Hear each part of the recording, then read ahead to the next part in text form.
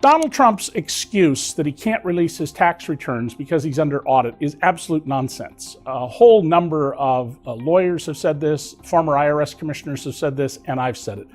But let's take him at his word. You can't release your tax returns when you're under audit. What about his tax returns from 1978, the first year he paid zero income taxes, through 2008, when by his own account, the audits are closed?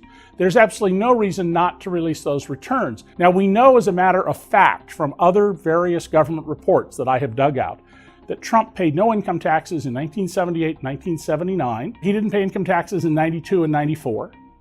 And I, earlier this year, revealed that he did not pay income taxes in 1984, which was a huge year for him. That was the year that he opened up Trump Tower and sold apartments and space and rented units. And it was the year his first casino opened in Atlantic City ahead of the summer gambling season. In that year, his New York State return and his New York City tax return showed a consulting business with zero income and over $600,000 of expenses.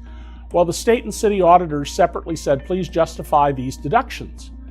He couldn't do it, but he still ordered his longtime tax guy, a lawyer and accountant named Jack Mitnick, to appeal. During the trial over his city tax returns, Mitnick, under oath, was shown the only tax return the government had. Apparently the one filed was a photocopy. And Mitnick looked at this document and he said, well, that's my signature on the tax return, but I didn't prepare that tax return.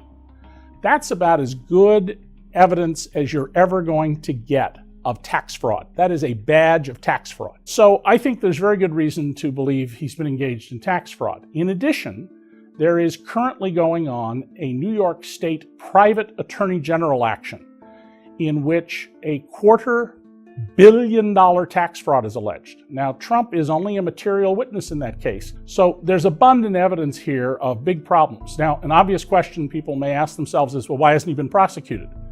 We don't prosecute hardly anybody in this country for tax fraud. If we had Donald Trump's tax returns, I think we would find that he's probably paid penalties in the past, and that the government, as it often does, when faced with threats of extended litigation over tax matters and refusal to produce documents, has settled with him for a discount. This is a really aggressive taxpayer strategy that's used a lot, so that people get away with paying less than they owe. And if we had his tax returns and audit notices, we would know the truth of that.